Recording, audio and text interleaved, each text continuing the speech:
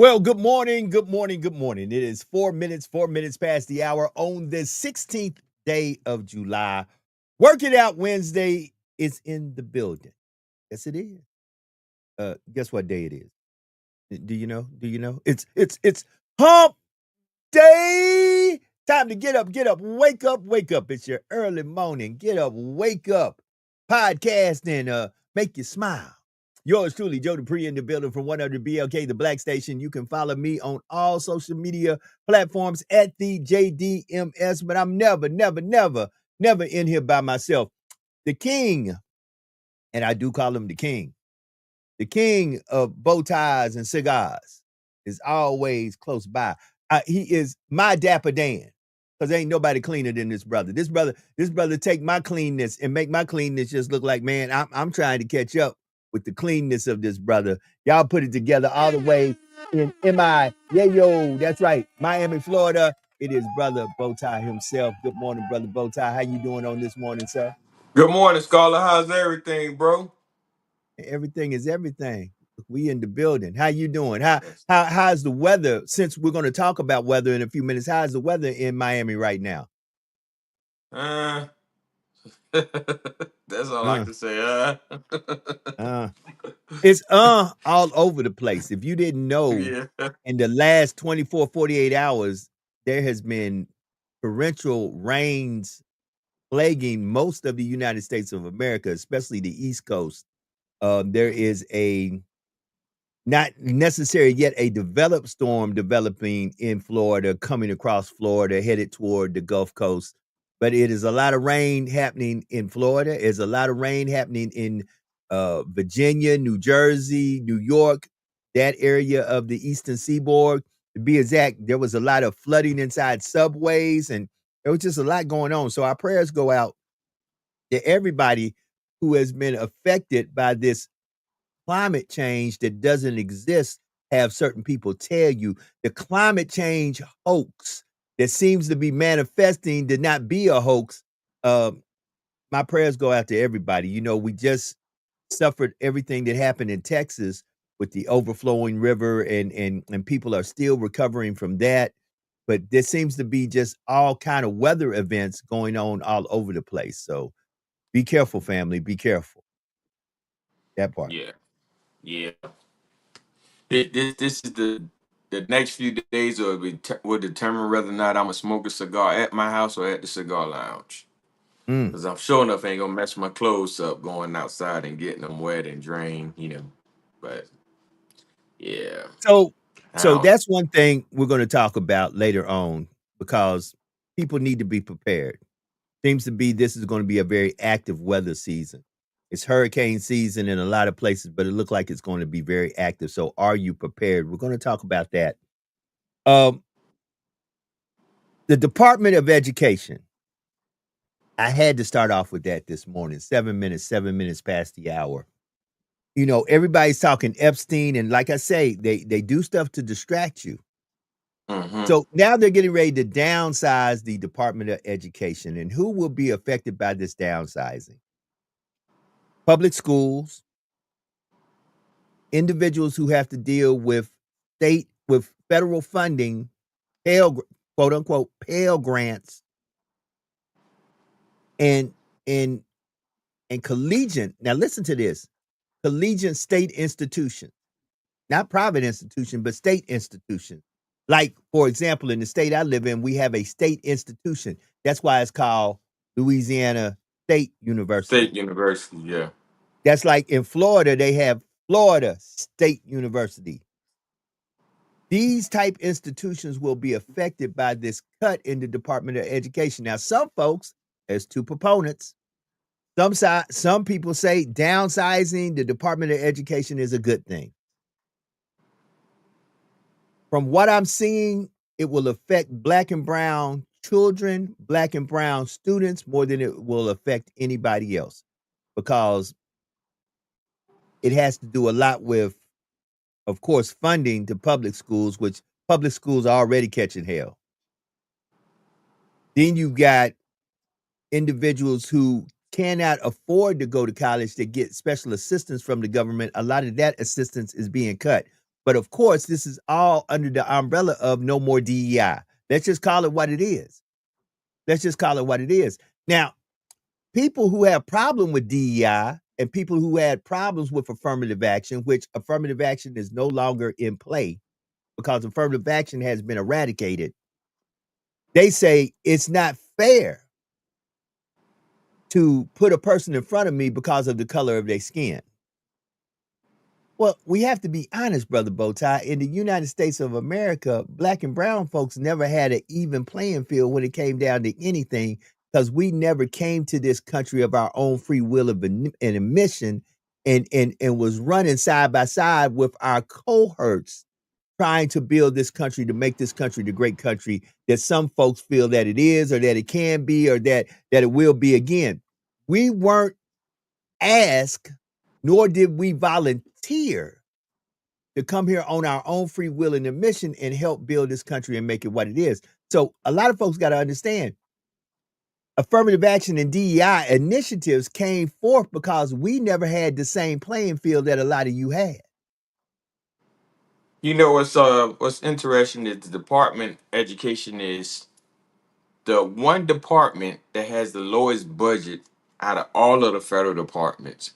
And even with their lowest departments, we never got a nice piece of that pie. I don't Mm. even think we got a nice fair slice, to be honest with you.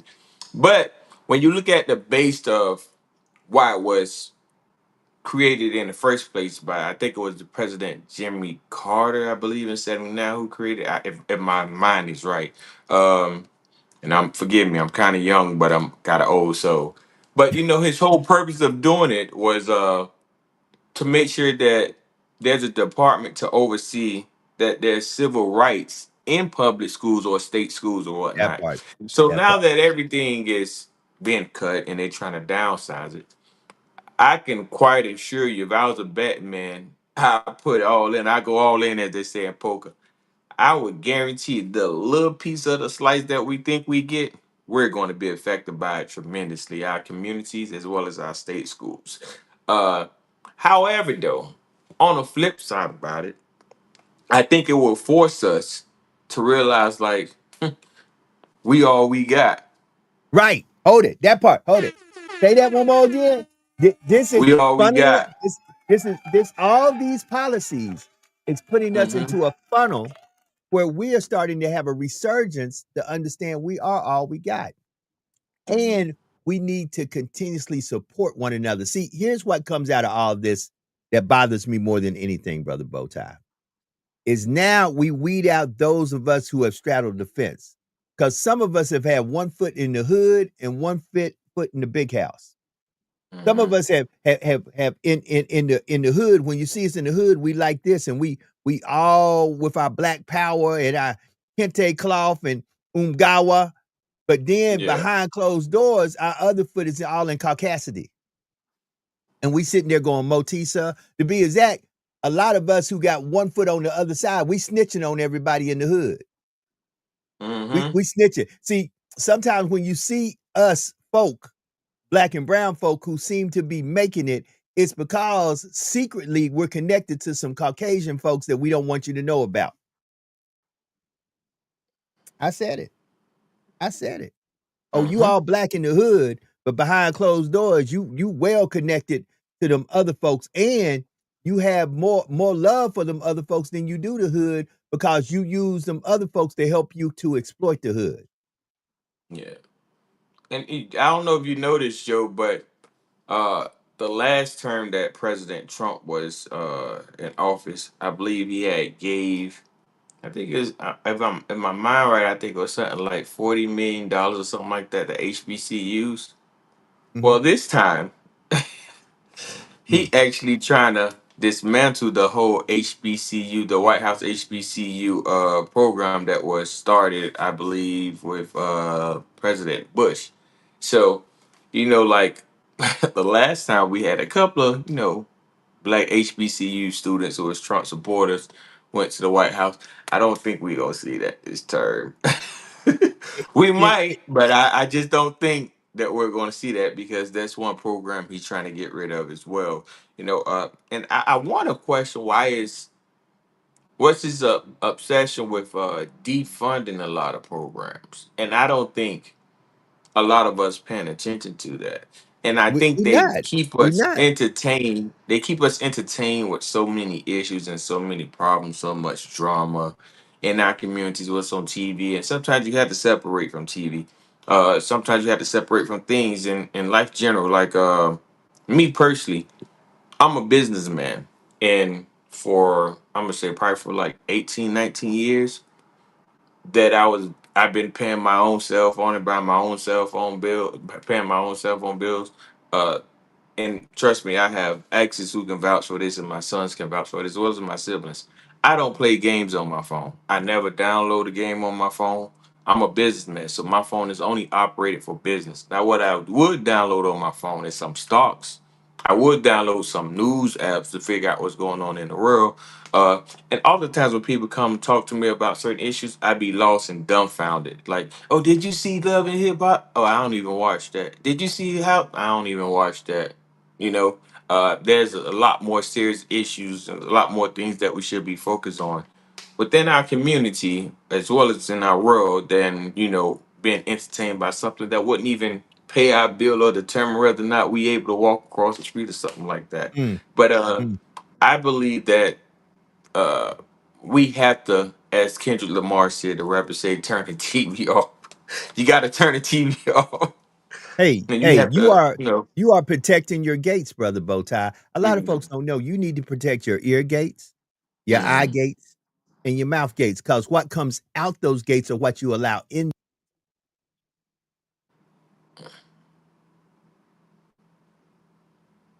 You went out, Joe. You went out. I can't hear you.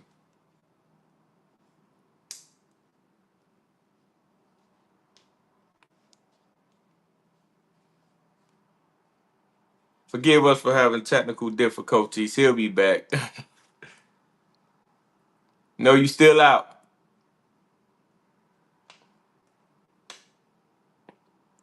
So that's you were saying, and what I would say is me.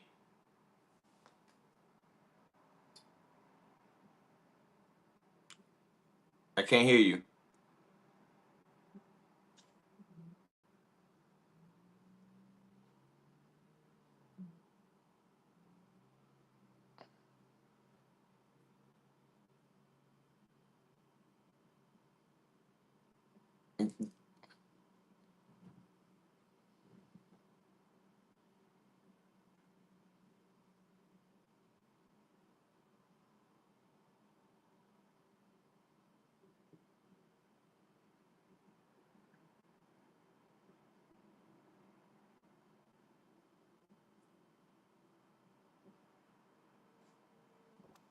Can you hear me now?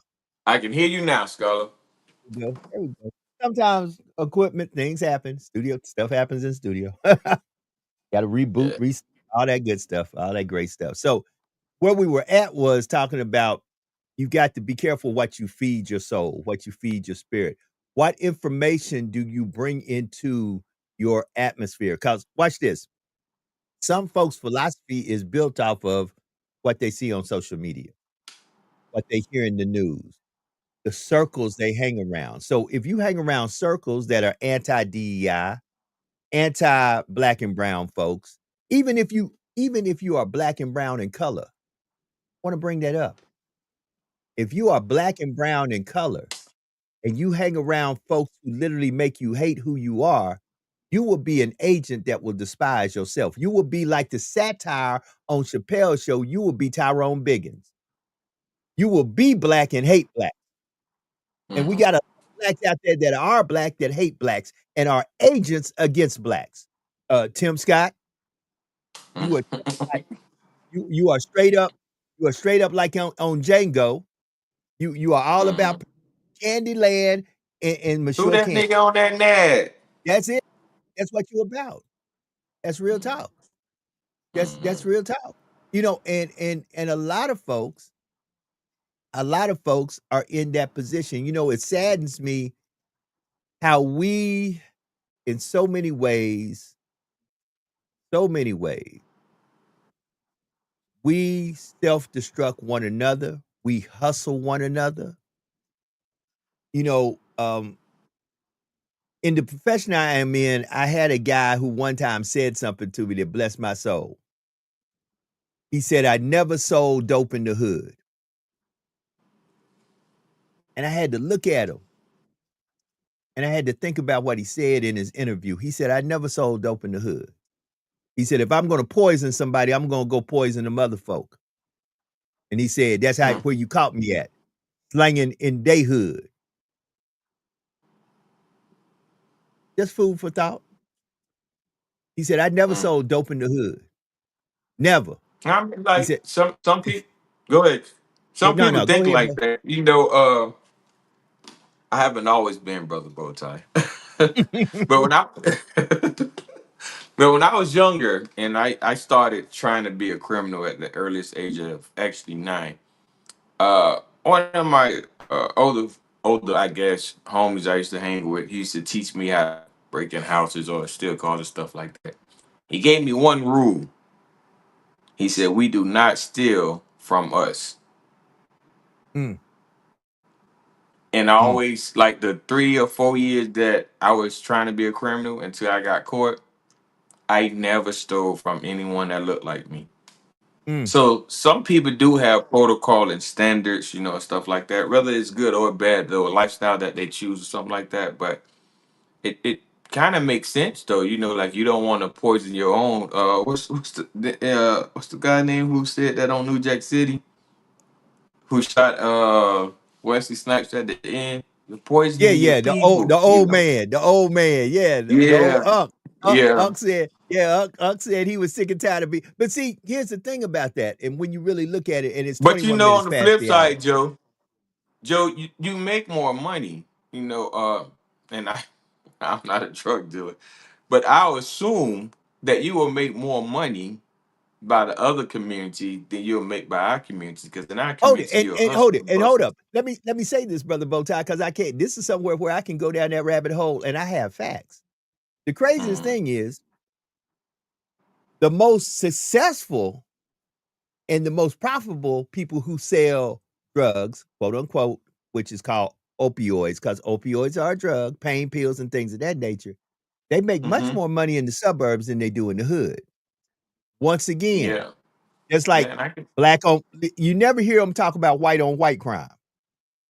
You never talk. which is You way worse never than black on black crime. come on. You never hear them talk about Hispanic on Hispanic crime. They always make it seem like it's no good in the hood. Well, it's no good in the hood because there are powers out there that need to lessen the property value in the hood where they can come and scoop up all this cheap property in the hood, which is normally prime time real estate. Notice how most hoods are located close to a thriving urban area, a downtown area, a riverfront area. Most hoods are located in some very nice places. And if you can drive down the prices of property, come in there and swoop up some cheap property and then gentrify the area and make it prime example. Folk who live in New York know if you go back to the 40s, 50s, 60s, and 70s, look at Harlem then and look at Harlem now. Facts. Yeah. Look at Harlem then and look at Harlem now. Prime example, where the Miami Dolphins Stadium is at. Think about that real estate area, Mm-hmm. which, as you know, because you are a Miamian, that is one of the most thriving, Mm-hmm. largest black communities in Miami. Mm-hmm. Yep. Yep. Pay attention, family. Pay attention. Yep, yep. And I actually was Well, gonna bring up Miami, and not only Miami Gardens, which is like the one of the most prolific black communities in the state of Florida, but not too far from Miami, there's the so-called hood or the slums, as people say, the hood, Liberty City. They actually Hold it. They had, made a whole video. They made a whole video game behind Liberty City. Grand Theft Auto, yeah, probably the most purchased and the most violent video game of all time. Grand Theft Grand Theft Auto, Liberty Auto, City. yeah. Liberty Yeah, City. Come on. what else? The TV show First 48 was mostly about Liberty City as well. But anyway, nonetheless, this is where they placed black people at, which was pretty much inland. And of course, at this time they was staying on the beach or close to the South Beach or whatnot because they wanted to see the beach. Well, now the roles have reversed. So now, Mm, where the black people at is prime real estate. Probably about 6 or 5 years ago, I was going real hard and I was advocating for a historically black-owned graveyard called Lincoln Memorial in Liberty okay. City. And I think I know for sure it's still black owned, but we've been fighting to try to upkeep this historical graveyard. But they want that land because that land is like pretty much about 8 or 9 feet above sea level. And Mm, most black communities in Miami is above sea level. mm. Mostly all of them is above sea level. So, they little racist thing that they tried to do came back and beat them in the ass. But as we do that, it's hard for me sometimes when we get in conversation, try to encourage people, hey, don't sell, keep your house. Like you in prime real estate. I don't care if they could wake up and see mansions and beaches. They all right. Like we all right. They not all right. When a hurricane Right, come, they gotta go. You just gotta right, stay home and pull out your barbecue grill. right, Like but right. but yeah, it's more of the education. But you said something earlier, Joe. I want to go back to it. You said something about the eyes and the ears. I often tell this when I try to motivate young men. Your ears is the only thing that doesn't rest. Mm, Your eyes rest at night. Your body rests at night. Your brain rests. Your legs rest. Everything rests. But your ears never rest. It always mm. hearing stuff. That's why you That's able to right. get up in the middle of the night when you hear something you know. So what I always tell my sons and I try to tell young men, the vibration that you allow in your ear will tell your eyes what to demand to see. So I always say what the Ooh, ears hear is what the eyes demand to see. So if you're ooh. listening to NBA Young Boy or any rapper that promoting violence, and that's going to be the only thing that your eyes going to demand you to see. So you're going to look for stuff. So that's the reason why sometimes when things be going viral, these fights or these things or these shooting on social media, is because we've been listening to BS and drama controlling our vibration. So that's what we want to see. So if you go to sleep or whenever you do go to sleep, if you put on something that's relaxing, meditating, or even something that's educational, or knowledgeable, you're waking up and you'll be wanting to see that because that's what the ears have the man the eyes to see or whatnot. So Right. yeah, I just want to leave that point out there for you. It is 27 minutes past the hour. At the bottom of the hour, the great prophet himself, Elijah Nixon with sports, will be in here, and we will probably have a great conversation about sports. It is hashtag Truth Be Told, JD Live. Brother Bowtie, how's everything coming along with your podcast? I know you have started podcasting, and that's one of the Uh reasons I brought Brother Bowtie in here to help promote his podcast, because this is the platform where I open up doors for other folks to do what they need to do. And we have great conversation. We give you 1 hour of power Monday through Friday. But these people, from Brother Bowtie, Sister Alethea, Sister Jax, Sean P with the Sean P Experience, um, Brother Elijah, they all have their own independent podcast. This is just really where we come together and we got to chop it up, have hours of laugh and tell. And we want to tell you, no matter how bad yesterday was, today's a new day and you can make it. So, Brother Bowtie, how's your new podcast coming along, brother? so I'm sound kind of old, but so I went live last night on Twitch and it reversed more than what I wanted. So I called myself just trying to go live and trying to learn Twitch and stuff last night. And I'm on there saying, hey, testing, testing. You guys let me know how I sound. I'm talking to my chat and everything like that. So I didn't want to make an introduction video. I'm just trying to test everything out. And the man in chat was going crazy. Oh, where did you get the bow tie from? um what is that behind you? So I started answering questions and then I just pretty much turned it to a whole little chat. And I was like, yeah, my podcast is gonna be about business, politics, education, historical facts, things that they don't teach us in school, college, church. I'm gonna give you styling advice and everything like that. And man, that thing lit up. They was inbox me, asked me, "Am I'm That's looking what I'm for an talking about. ambassador and stuff?" So That's what I'm yeah, talking about. I To had be exact, I had some keep going. folks tune in from Germany and Hey, France. Yeah, it was dope, dope. that's what I'm talking about. Brother Bowtie, any way I can help you, man, if you need an intro or something, because I do the intro videos for us here. I got your back because you my brother. You're not only my For sure, friend, you're not only a fellow scholar, you are my brother. So, any for help you sure, need, for man, sure. just reach out to me in the back end and say, hey, bro, I need to get it You know on. what, And Joe? let's I was and speaking of us being brother. I was just thinking about you just morning. I said, brother Joe is all right. I was thinking about you for two reasons. The first day that you met me, I ain't gonna put everything out there, but the first day that you met me, you came in the hotel. We shook hands. I'm like, oh, what's up? Whatever. We had a quick conversation, and then brother Josh and uh brother Mbaku, brother Lewis, Mbaku. Yeah, I was about to say Mbaku. brother they Mbaku. said they said we finna take you out to eat, man. Let's go eat. And I ain't gonna say what's going on, but for 2 hours I sat All hell outside and broke y'all loose. waited on All, me. all hell broke loose. All hell broke. And I was just thinking one. I said, man, these brothers are some brothers. Like they waited with patience. They really waited until like everything come down and say, all right, man, let's go get something to eat. And man, I forgot about everything I was yelling and fussing about when I went to go sit down to eat because there was so much brother love. Then the second thing I was thinking about, Joe, don't get mad at me, Joe. Talk to me.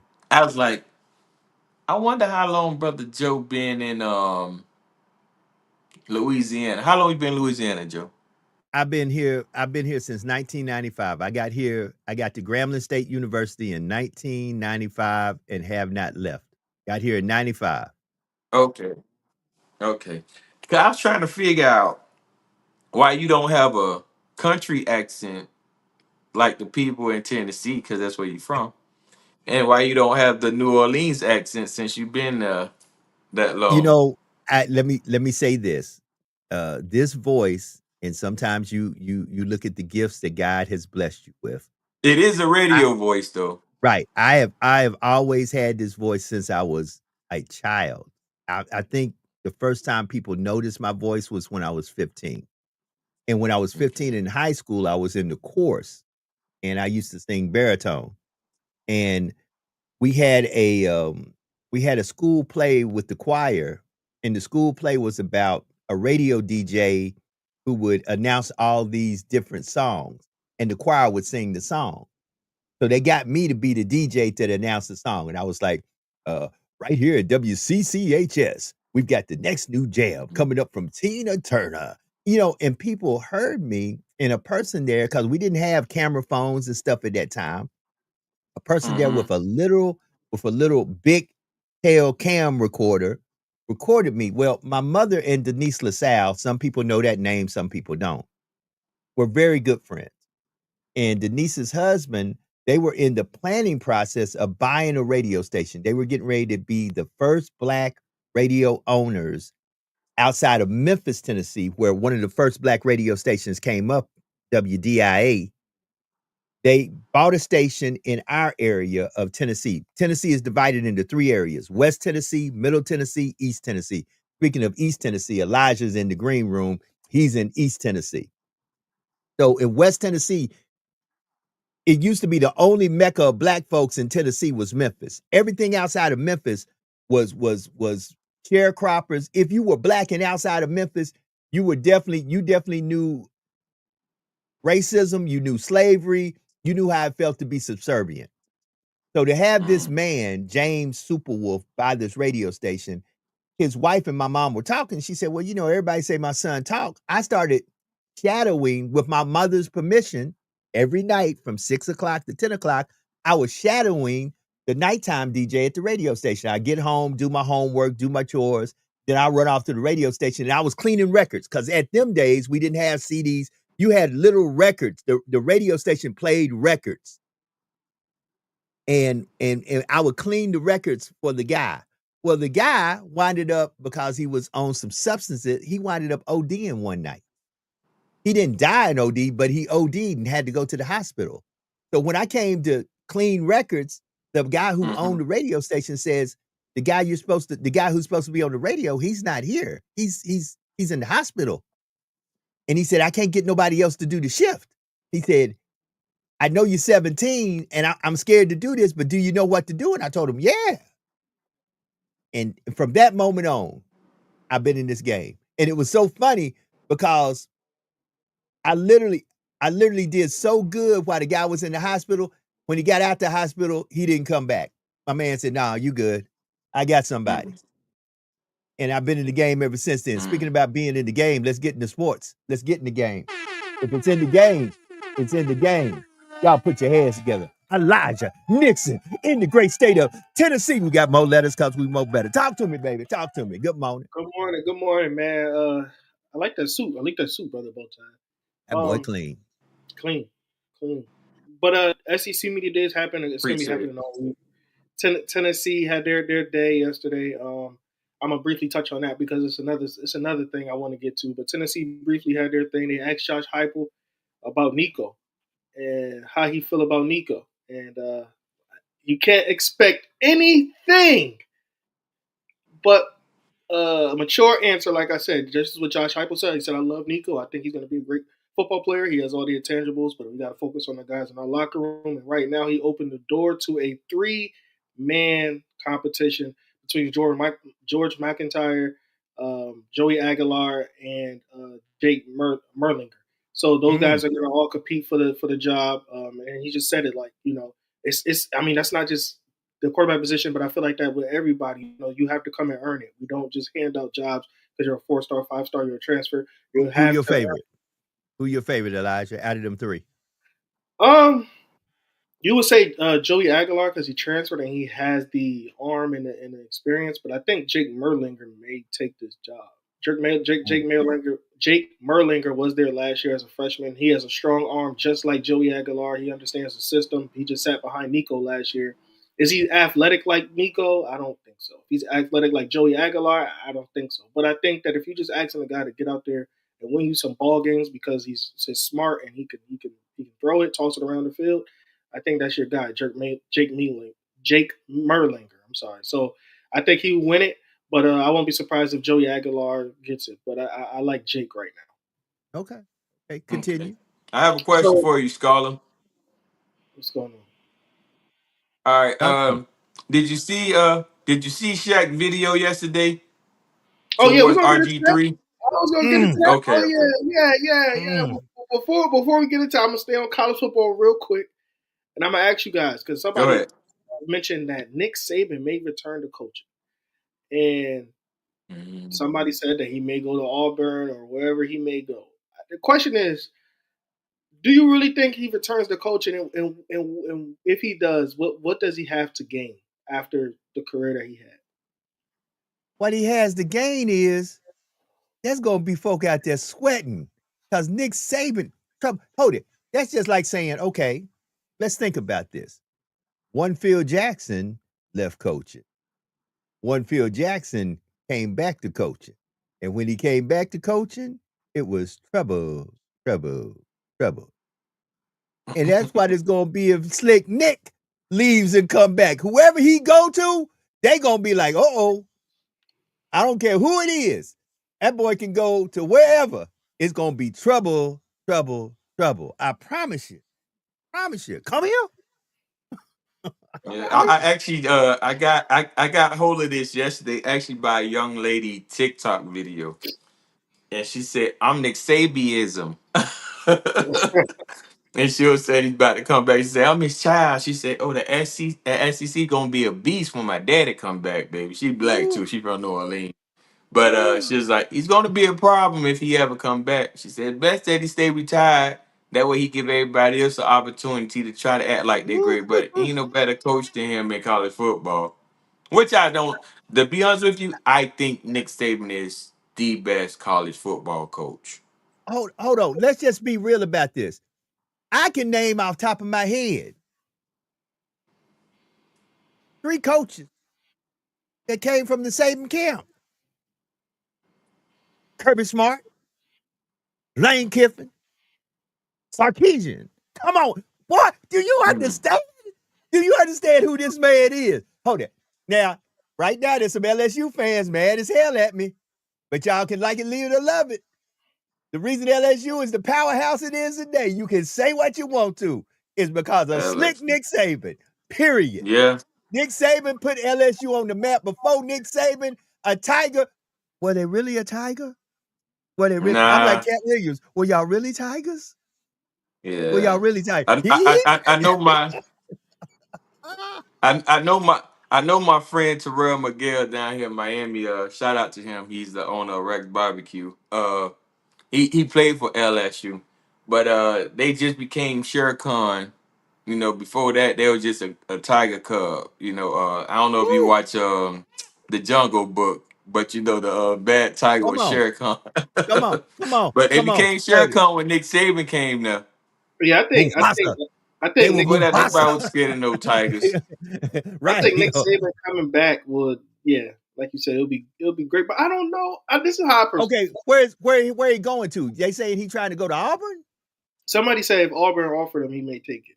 Bro, if he went to Auburn, do you know Bama fans would lose their earthly mind?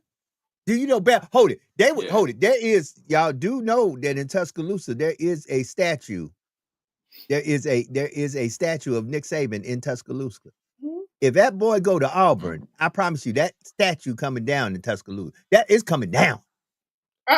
Well, Yeah. what I heard, what I heard is actually was warming my heart because the lady who made the TikTok video, I wish I could find it. She shared the top 8 schools that he was predicted to go to, and Give the me second, 3 of them. no, Give me 3 of them. the third one was Gators. They said the Gators have a losing Yeah, Napier. season. Listen, I think Napier. This is it. Listen, if Nick say he coming back and he kind of just trying to back up for a year to see how this year gonna go, the Gators, if they don't have a winning season, Napier on the chopping block. Tennessee coach on the chopping block. I already told you, LSU Joe. coach. I hope Hold we it. have a losing season. I'm gonna rent a U-Haul personally myself. It's gonna be free labor. LSU on the chopping block. Hey, I'm if gonna have them LSU move don't You go out. know, all the way this year, they you know who I really would think I really want him to go to? where? A&M. Ooh, that just crossed my mind, Elijah. If that boy went to Texas. A&M, hold it. And I left that name out. Wait a minute. So I said Sarkisian, I said Smart, I said Kiffin. I didn't even mention Jimbo Fisher. I didn't listen. Do you see the people who have sit underneath Nick Saban I'm and gonna tell what you. they? Oh, come I'm gonna on, tell you man. why I think why I wouldn't mind A&M, because I think if one, it would be immediately like a powerhouse, like it would put them over the top. But two, A&M spends so much money Woo. on these athletes, and they get the bare minimum production. Can you imagine if Nick Saban went there with the NIL and the backing of them oil companies that support Texas A&M or whoever else support Texas A&M? Can you imagine what the backing of that would be like for Nick? Bruh, Boy, we be putting bruh, another statue Mhm. out bruh, there. bruh. I just think Nick. I mean, where I don't, like that's if he comes back. I think Texas A&M would be great. I wouldn't mind if he came to I'm gonna tell you Tennessee. something. Yeah. But I'm gonna tell you somewhere else that would be dangerous for Nick to go because of the NFL backing they have secretly, and it's not secret no more. It's open now with NIL. It'd be ugly if Nick went to Pig Suey with that Jerry Jones backing them from the background. mhm. Or if that boy went to Arkansas with that Pig Suey with Jerry Jones backing them kind of secretly from the background, that'd be trouble too. That'd be big trouble. Yeah, but like even if Nick Saban do go to, Razorbacks. yeah, Yeah. even if Nick Saban does go to like a Florida or whatever, I mean, you expect it to turn around because people are dumping money into these programs, and I guarantee boosters, when they see Nick Saban name come across their line, they're going to be like, yeah, we could put a lot more money into it because we know what kind of coach we have. No offense. I like Billy. I think Billy Napier is a good coach, but they're not going to dump as much money into Billy Napier as they will with Nick Saban. Nick Saban came in there, so at the end of the day, I think that it depends on where he goes, and I think the boosters are going to support him no matter what. There's a couple schools that you want to see him, but I'd rather see him on the desk though. I like what he's doing with Pat McAfee. I don't think he has anything else to prove. He won at LSU. He won at Alabama plenty of times. He done a lot for the game of football. He also, I mean, he didn't have a successful pro career with the Miami Dolphins when he went to go coach with them. But at the end of the day, his calling was college, and he did enough with those programs out there, and won championships. And actually, everybody never said anything bad about, to my knowledge, said anything bad about Nick. I think he did it like he took college football and made it go through the roof. There's no disrespect to what Jimmy Johnson did. There's no disrespect to what any of those programs did back in the day. The Notre Dame programs, the Miami programs, the even the Florida programs when it was led with Chris Leak and Tim Tebow. I forget who the coach was at the time. Was it that Bob Myers? Was it Urban Myers? Urban Myers. Urban Myers, who went to Oh, Ohio, yeah. who went to Ohio and raised hell. Yeah. So it's no disrespect to those guys. I just think that I don't feel like he has anything else left to prove in the game of college football. It's like a LeBron thing right now. LeBron just want to play with his son. But other than that, I just think this is it. I think he should just continue to be behind the scenes of what he was doing. I'm going to say this. To me, Nick Saban, and I always will say this because I did have one coach, and Bowtie gonna love when I say this. When Nick Saban showed up, I literally said, this is Steve Spurrier on steroids. Because Spurrier used to be, listen, you could not outcoach Spurrier. I used to tell folks, when LSU had the opportunity to get Spurrier, I was like, what are y'all doing? Nick Saban was Spurrier on steroids, and Spurrier still to me was one of the coldest SEC coaches that nobody really talked about, but kind of talked about, and you had to be an SEC guy to know him. Man, listen, if Nick come back, it's going to be trouble for whoever he wind up coaching. If it's in the SEC, all the other SEC teams, eyebrows going to go up and be like, look who back. Look who back. And you got to accept that challenge because you can't run from it. But I know who not going to accept the challenge, RG3. Shaq told that man he going to punch him in the face. What did Shaq say? What did Shaq say? Punch him in the face if you keep talking about Angel Reese. You got one more time. Come after me. And in those words, when RG3 a couple weeks ago posted somebody commented and said monkey, and y'all need to stop calling her that. Before that, let's address this now. Let's stop calling him RG3, Robert Griffin. Let's start calling him Bob. Because he's not with us no more. His name is Bob. BG3. His name is Bob. Hold it. He been demoted, so we're talking about Bob. His name ain't Robert no more. He's Bob. Let's call him Bob because he's not with our team. Okay. But anyway, he talked about Angel Reese, and plenty of times saying Angel Reese had hatred for Caitlin Clark, and then he had his wife clapping in the background, and then he comes back and says, he tried to congratulate Angel Reese, but then how he congratulates her is by saying stuff with somebody said a monkey comment and try to say, stop saying that. It's over with. Shaq caught a glimpse of it. Shaq said in his words that, he told Angel Reese not to respond because she wants to, and he needs to start coming at Shaq directly because Shaq said he's going to punch him in the face the next time he mentions Angel Reese. And I'm waiting for that next mention. And I hope he at Shaq. Yeah, me too. So I can see that 7-foot giant fist come across his face because he's tired. What they're gonna do is he just going. I think that they start, instead of having this beef out in the streets, they just need to go ahead and get some boxing rings set up and just do like kind of like Tyson did against the white boy. Just meet me in the ring. Let's meet me in the ring. Let's see, can you throw them hands like you say you can? Because at the end of the day, I like what Shaq did. Shaq took up for the sister. Now, don't get me wrong. I done told y'all, and I keep saying this. Y'all hate Caitlyn now. Wait till Caitlyn show up with that black boyfriend and the black baby. Y'all really gonna hate her then. Because it coming. It coming. I'm telling you, there's some brother either in basketball, some sport. It might be just some simple brother.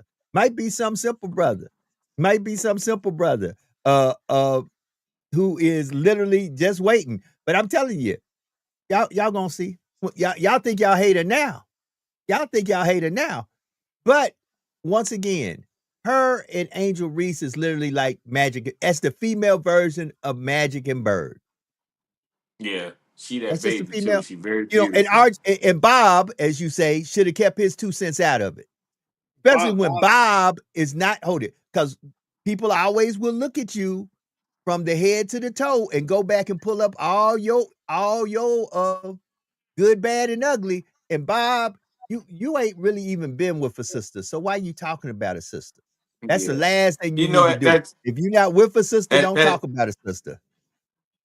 as Go Shaq ahead, said Bowtie. yesterday about Bob. you know, man, you're going to be known for podcasting and an analyst more than you're going to be known for playing football.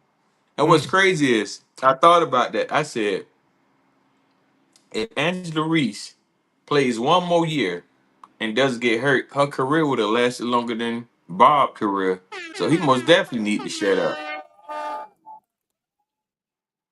But but I totally agree. I think we have to get in a mindset as always. And I don't think we have to get in a mindset. We just got to do this. We have to protect our sister. We got to protect black women. I'm just Protect gonna be black sorry. women. Like Period. that's Period. that just Period. We yeah. got to And he listen. been taking Bob been taking shots. Bob been taking shots for a long, long, long time. And there's been a couple of people try to check him. I know Ryan Clark tried to check him, Paul Pierce and stuff Watson like tried that. to check And him. but it's only like a Twitter Professor finger. Umar tried to check him. But yeah, you Mark, but it's only to me it's Twitter fingers. No one ever called him out like Shaq did. Said when I see you, well, stuff like that. And I think the message would be clear, more clear than that. And trust me, he's gonna try to go the professional way and say, oh, we shouldn't turn to violence, we shouldn't do this. It's not worth us threatening each other. Everybody should have an opinion. Like, nah, you know what you're doing. You're going after that sister. Your he's wife doing can't it. beat in basketball. Your wife can't beat in fighting. Your wife can't beat in swimming. I don't even think your wife. Well, we know your wife can't outdress her. And he's And we doing know and your he's wife doing don't it. look better than her.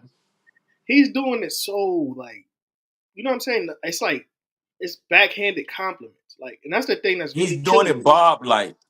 Bob, like, yeah, it's Bob, like, that's what it is. That's what exactly it is. And I can't take it, man. Like, dude, okay, even if you don't agree, like, okay, even if you don't like the person's game or you don't like, there's ways to compliment. You don't say, oh yeah, she got a congratulations, and then because somebody commented and said, monkey, called her a monkey. Let me say this to you. If you ever listen to Bob, you don't have to address every comment.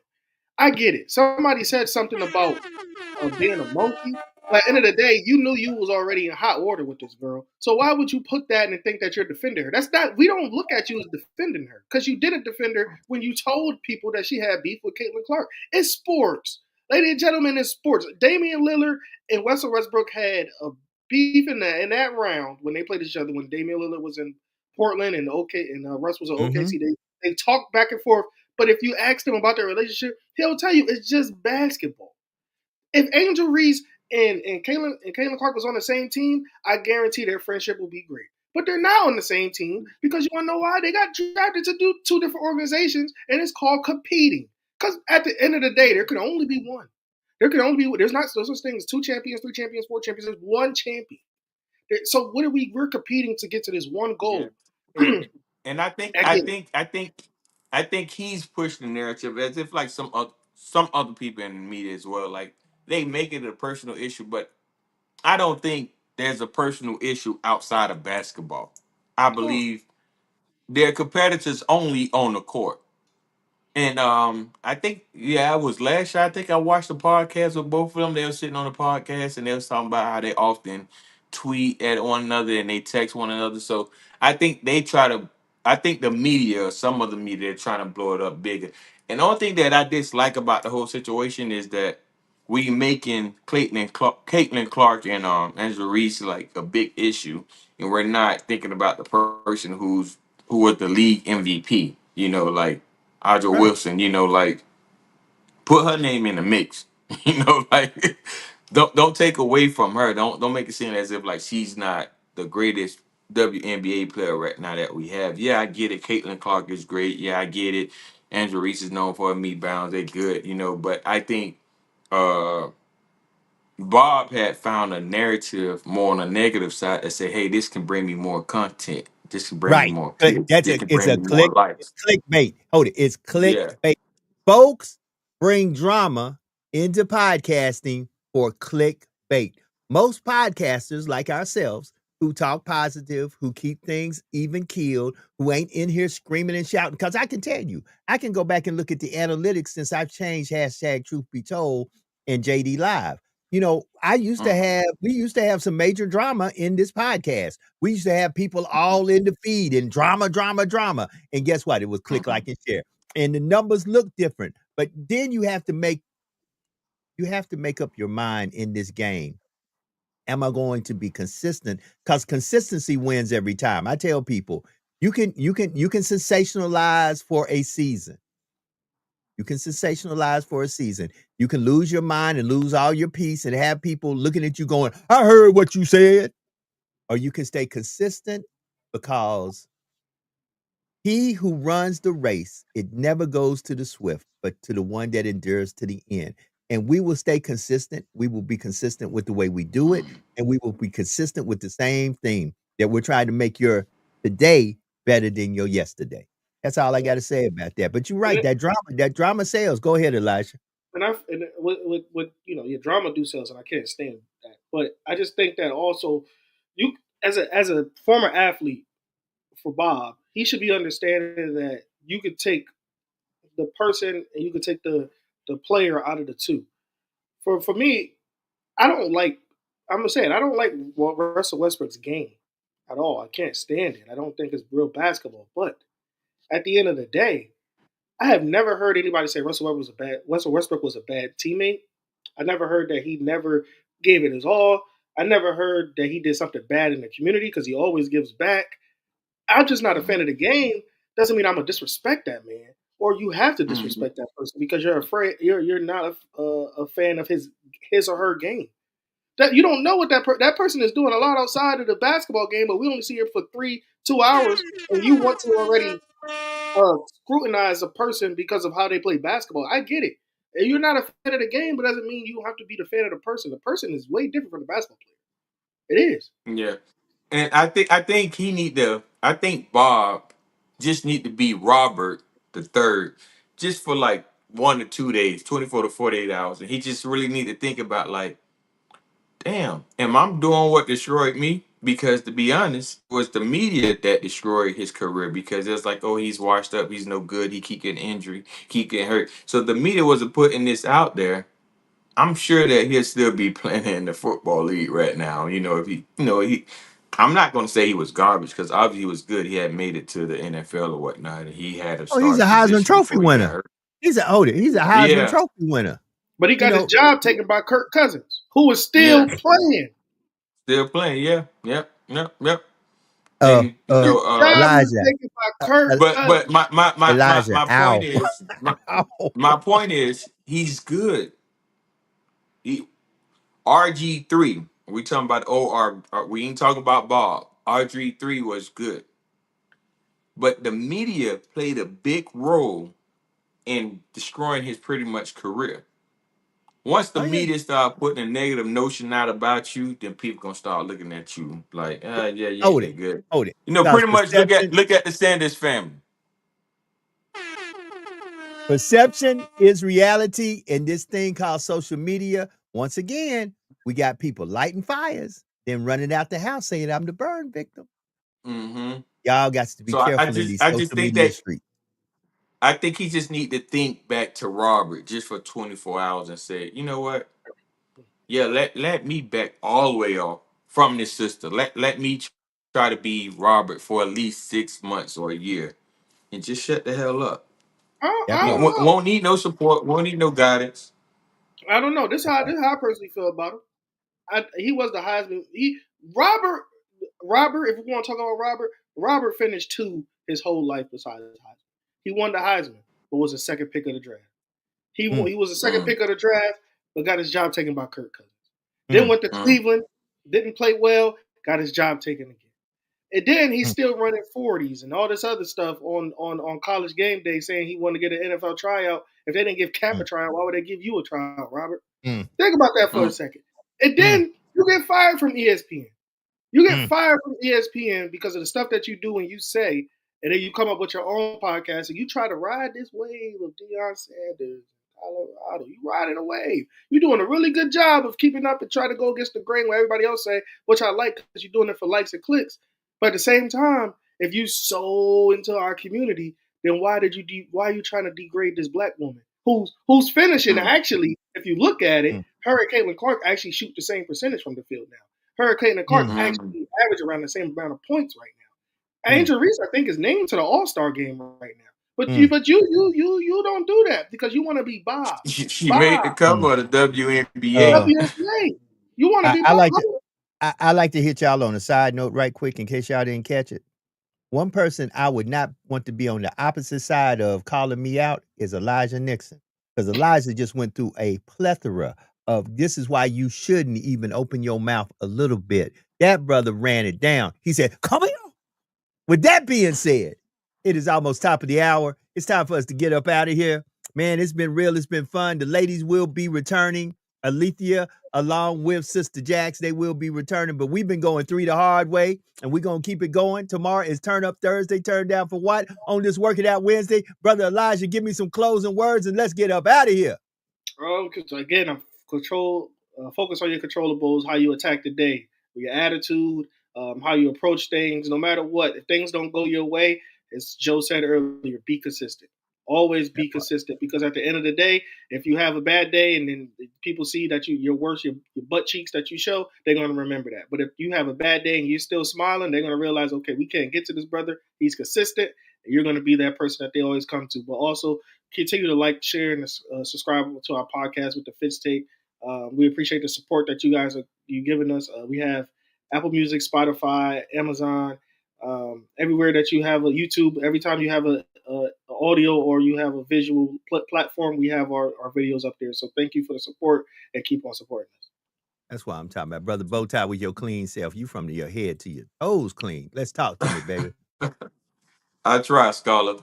Good morning. What it is, what it ain't, and what we gonna do about it. Let's talk about it. Let's do something about it. You have survived every negative thing that ever been said about you. This time, use your listening ear and use that as they say, your alchemy. Turn every negative thing that they say about you today or in the past into something positive. That's all I have to say. Follow me on all social media, Bowtie and Tide. Tune into my podcast, my late nights. On Tuesdays, I believe on Tuesday and Thursday, I'm gonna do TikTok Tuesday and Thursdays. I'm gonna go live, join in on the conversations. Hopefully we can talk about it and do something about it. You want to support? Go to www.brothersbowties.com. And also, I have something coming. I'm in the process of actually trying to write about 4 books right now, but I got some books coming real soon. So I hope y'all tune in and hope y'all support. That part. Listen, family, real simple. Be better today than you were yesterday. Do something today to bless somebody somewhere, somehow, that no matter what you do, there's no earthly way you could ever pay him back. And always remember that there is no secret. What God can do, what he has done for others, he will and he can do for you. For when God is with you, nothing or no one can stand against you. We up out of here on behalf of Brother Bowtie, Brother Elijah, Brother Sean Peace, Sister Alethea, and Sister Jax. # Truth Be Told, JD Live. We up out of here. Peace.